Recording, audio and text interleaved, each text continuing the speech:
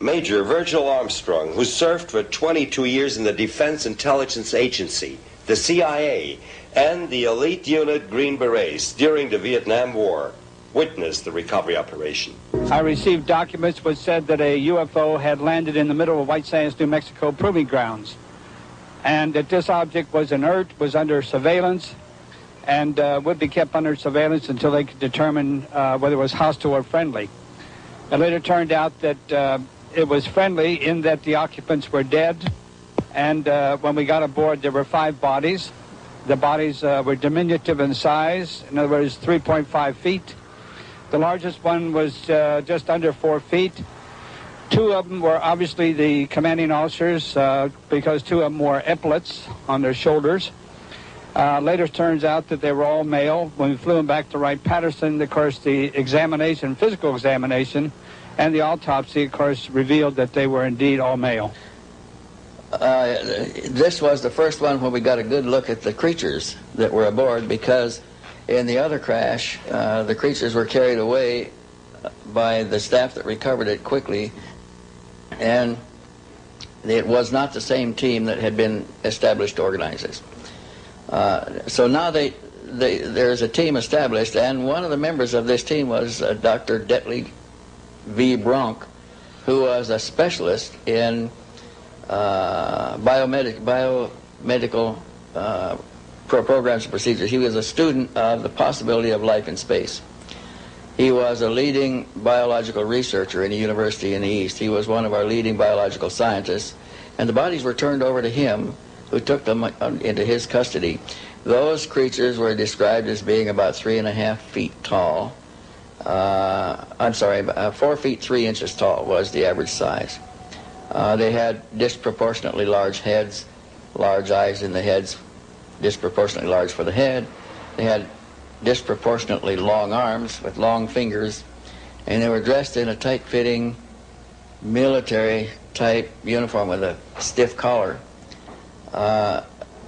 The craft was about 100 feet in diameter, and it had a small circular dome in the top that was 20-some feet in diameter, rising 8 or 10 feet above the upper surface of the flange of this 100-foot diameter disc, which was a thin disc. It was relatively thin, and it only came 3 or 4 feet below. So there was just a small capsule in this center of about 20 by 18 feet in the center of a 100-foot craft.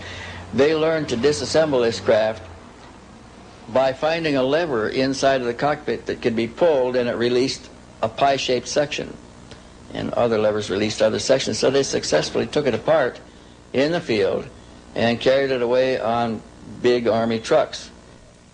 We believe that more vehicles came down after that, up to possibly 16 in the hands of the American government, and over 33 bodies altogether.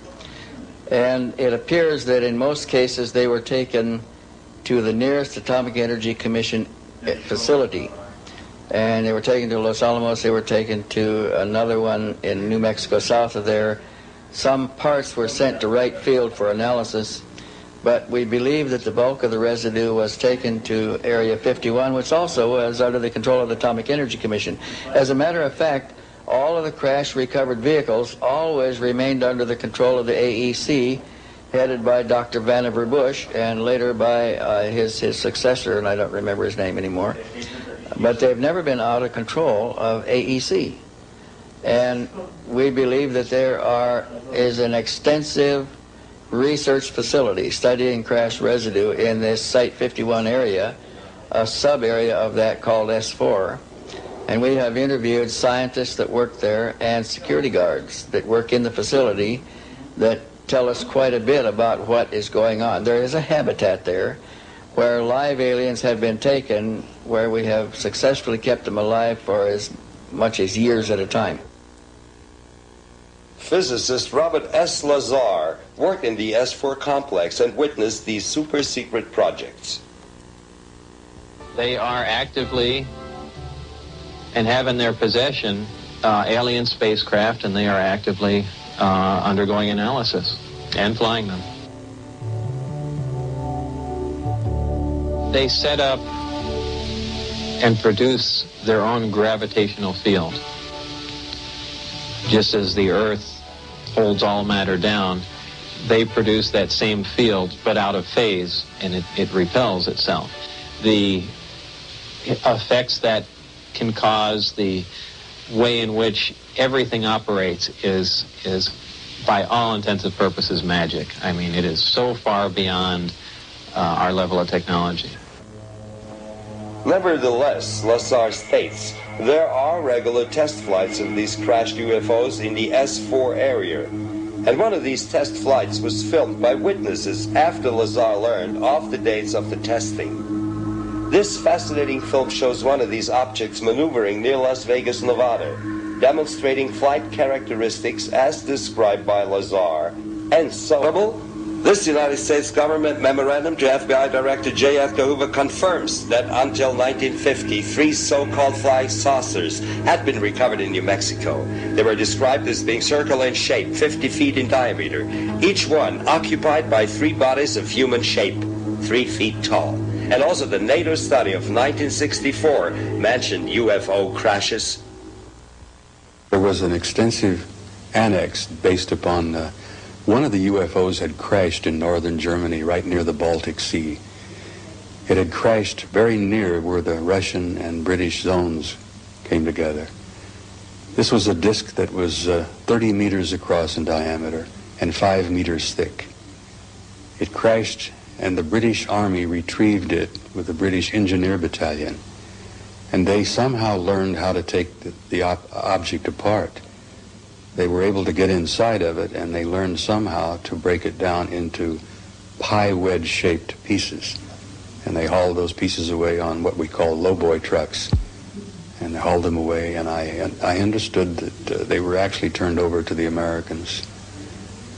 This was a crash, and in the object were small bodies, approximately 12 of them. They were small gray creatures with large heads. Where is the assessment final report today? When they concluded the study in 1964, they published 15 copies. They gave it the Cosmic Top Secret Clearance classification with an additional classification of eyes only and need to know. 1 copy was provided to the Secretary General of NATO. 1 copy was in the personal possession of General Lyman Lemnitzer, who was the Supreme Allied Commander. And copies were provided to most of the senior military representatives for the NATO alliance at that time. In 1983, the German federal government denied possessing any information on UFOs. Why are they lying? I think the German government knows full well what's going on. I think they're well aware of the assessment. And I know that there is a German agency at a very high level in the German Defense Agency that is involved with UFO research. Every major allied organization and allied nation in Europe has an office, an agency, a high-level representative who works on UFO research.